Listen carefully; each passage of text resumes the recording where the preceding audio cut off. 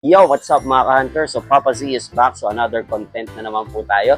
Kung may mga gusto kayong ipa-content kay Papa Z, comment down below. Kukontentin ni Papa Z yan. Content na. Alright.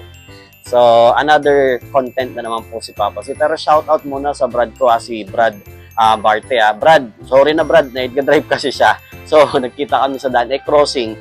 So, feeling ko, gusto niya ng sticker kasi hindi na ako nakahintay. Ako pupunta sa'yo, Brad, huwag kang mag-alala, okay? Long live sa mga kapatid natin dyan sa Alpha Kaparo. So, another content na naman po ba si... Ano daw? Tinatanong ko yung sarili ko. Another content na naman po ba si Papa Z? Another content na naman po si Papa Z. So, kung interesado kayo sa mga kwentong buhay-buhay ni Papa Z, payo at pag-ibig, follow niyo lang po si Papa Z sa official page na Papa Z, sa ating pong YouTube na Papa Zordic at sa ating pong TikTok account na Zordic Rose. Ayan po. So, click yung yellow basket, parang awan. Nakiusap. Alright. So, ano ba yung content ni Papa Z? So, dapat ka bang makontento? Alright. So, ayan yung topic natin yan. So, story time tayo mga ka-hunter. So, iba-iba kasi yan. So, may mga good way na parang dapat makontento ka at mga bad ways naman na nagiging kontento tayo. Halimbawa, so share ko lang sa inyo yung experience ni Papa Z. So si Papa Z kasi, mayabang ako. Alam mo yun, mataas yung pangarap ko. Ayoko nang nasasapawan. And yung pagiging ganun ng ugali ko, nagdala sa akin in a good way. Kasi hindi ako nakontento. So share ko lang sa inyo guys. So si Papa Z po ngayon na isang call center agent. And na-experience ko din po na magkaroon ng mga achievements and promotion. So, ang sarap sa pakiramdam na natag ka as makikita mo yung pangalan mo, account supervisor. Diba? Ang ganda.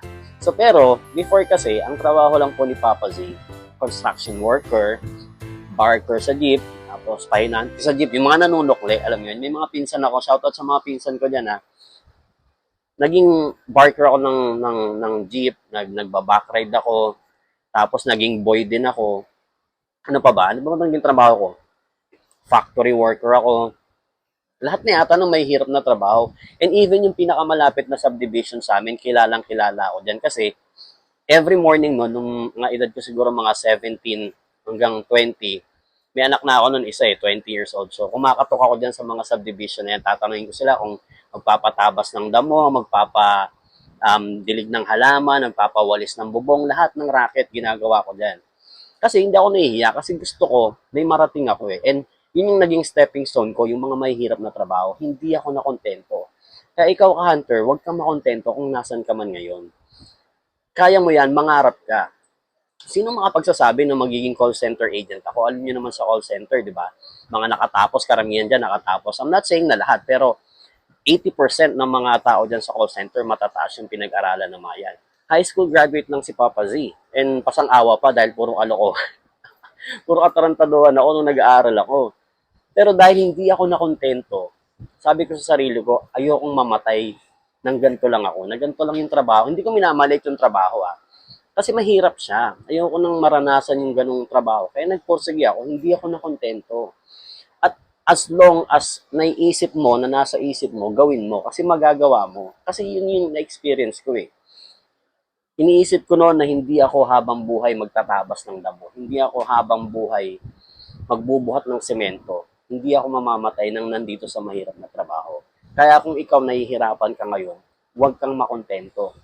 Kasi the moment na makontento ka kung ano yung nandyan sa'yo, kung ano yung, kung nasan ka ngayon, mag-i-stop na eh. Alright? Imagine, galing ako ng construction, sabi ko, hindi po pwedeng maging construction ako. Galing ako doon sa mga nagbabahay-bahay dyan na magtatabasan damo. Hindi po pwede na hanggang dito lang ako. Nagtrabaho akong boy. Amo ko, 5, all around ako. Sabi ko sa sarili ko, dadating yung araw. Gusto ko magiging boss din ako. Kasi na-experience ko yung hirap ng nangangamuhan eh. Tapos, nag-barker ako sa jeep. Sabi ko, isang araw gusto ko magkakaroon ako ng sasakyan.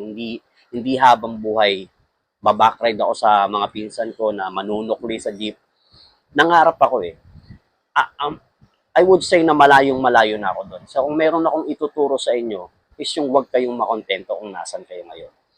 Kagaya ngayon, call center agent na ako, maganda yung sahod, pero hindi ako nakakontento. Alam ko sa sarili ko na someday magiging boss ako. Someday magkakaroon ako ng sarili kong negosyo. Someday magkakaroon ako ng sarili kong sasakyan. Patuloy lang kayong mangarap.